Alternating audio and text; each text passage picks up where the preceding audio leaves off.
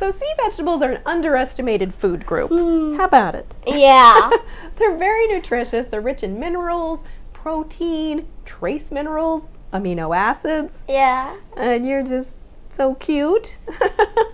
Oh, how great. They're great for kids developing bodies, great for us too, for our bone health, so many reasons. They're a great source of fiber, so they're really good for digestion as well.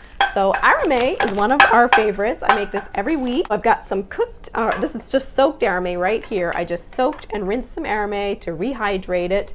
You can see it right here, right in front of my camera there. So what we're going to do, Anya's going to toss in some carrots. I have some matchstick carrots. This is about, I don't know, about a cup.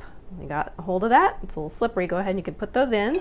So we're heating up the pan with the sesame oil, about a teaspoon or two of sesame oil. We're going to stir those around. Just be careful. The flame is a little high here. Turn that down.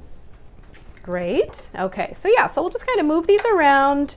We can always add a little splash of soy sauce. That is a nice fermented food. Yesterday I was on my video, my Facebook Live yesterday, I was talking about fermented foods. Just adding a little splash. Okay, then we're going to add these chopped up scallions. So watch out, Mommy's going to use her sharp knife. Anya used her little kid's knife to chop up some scallions. That just adds a nice little oniony flavor. I think the onions are getting to your nose, right?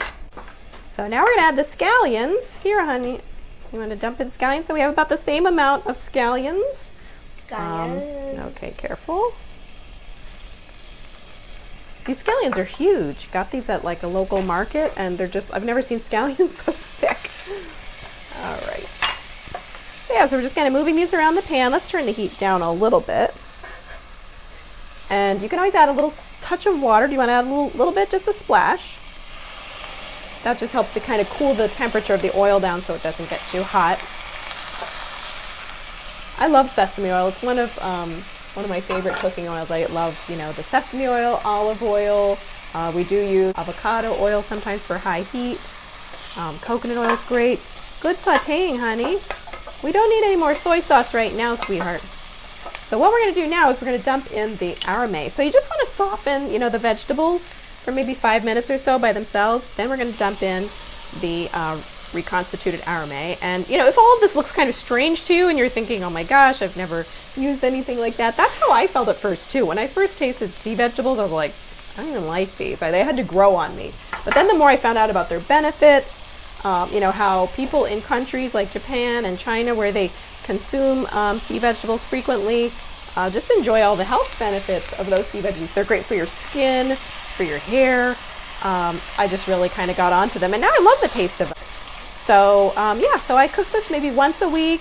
We have like a couple little servings of it each week. You don't need huge amounts because they are, a little on the salty side. They've got that, all those minerals and everything from the ocean, so you don't want to overdo it. Want to add a little bit more soy sauce? Yeah. So with these fermented foods, you're also getting digestion benefits. So that, the fermented foods like miso and soy sauce really have that friendly bacteria that's so good for you. This is miso. I like to use that in soups along with this sea vegetable. So you found out about arame. That's one of my favorite sea vegetables. I also enjoy wakame sea vegetable.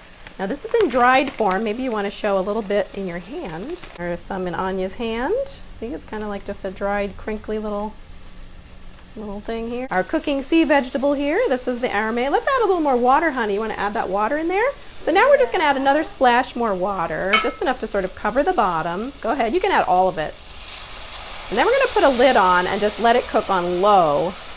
And this is a batch of my miso soup that I made today. The dark green is wakame, and then there's squash, carrots, and some leeks. And I haven't added the miso yet, but I'll stir that in. So my third favorite sea vegetable is kombu. Kombu I like to use with when I cook beans, or if I'm making a homemade vegetable broth, I'll use this to help to flavor it. It doesn't add a particularly strong flavor. It doesn't have that kind of oceany flavor that some sea vegetables do. It just makes things more flavorful. It has a natural flavor enhancer called glutamic acid, which is like a natural form of MSG. So it just makes whatever you cook it with tastier. So in the case of vegetable broth, if you add like dried mushrooms and carrots and celery and onion and things like that, it just really pops the flavor without having to use those little bouillon cubes. So this just gives it natural flavor, and you also get all the benefits of sea vegetables, which again is minerals, trace minerals, protein and fiber, great for your digestion, great for your skin and hair.